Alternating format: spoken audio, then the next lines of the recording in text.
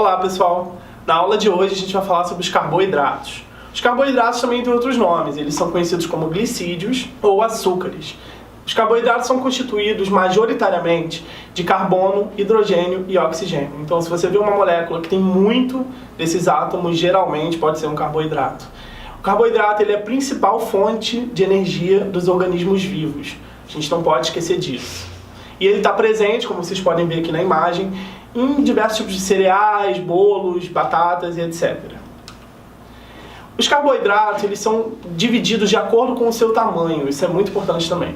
Então a gente vai ter os carboidratos que são os monossacarídeos, que são os carboidratos mais simples que existem, que tem entre 3 e 7 carbonos na estrutura. A gente tem aqui o exemplo das pentoses, a ribose e a desoxirribose, que estão ligados a moléculas de DNA e RNA.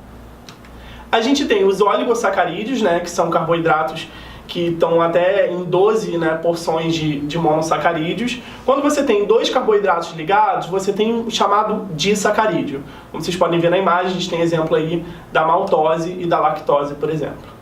Dentro dos carboidratos acontece um tipo de reação curiosa, que é a hidrólise e a desidratação. A hidrólise é a quebra desses disacarídeos por uma molécula de água. Como vocês podem ver na imagem, se você coloca uma molécula de água dentro dessa solução, o que acontece? Esse disacarídeo se rompe. O contrário também acontece, e é a desidratação. Se você coloca uma molécula de água numa solução onde você tem dois monossacarídeos, esses monossacarídeos vão se ligar e formar um disacarídeo, restabelecendo de novo essa reação. E por último a gente tem os polissacarídeos, que são muitos monossacarídeos ligados entre si, e os mais comuns são celulose, quitina, amido e glicogênio. São cadeias enormes, como vocês também podem ver na imagem. E esses polissacarídeos eles são separados em polissacarídeos estruturais e polissacarídeos energéticos. Os polissacarídeos estruturais são a celulose e a quitina, sendo que a celulose ela é encontrada principalmente nas plantas, e essa celulose constitui aparelhos celulares vegetais. E a quitina, que são moléculas formadas por NH2, ou seja, tem muito nitrogênio, e está presente principalmente na parede celular de fungos e exoesqueletos de artrópodes, insetos, aranhas e crustáceos.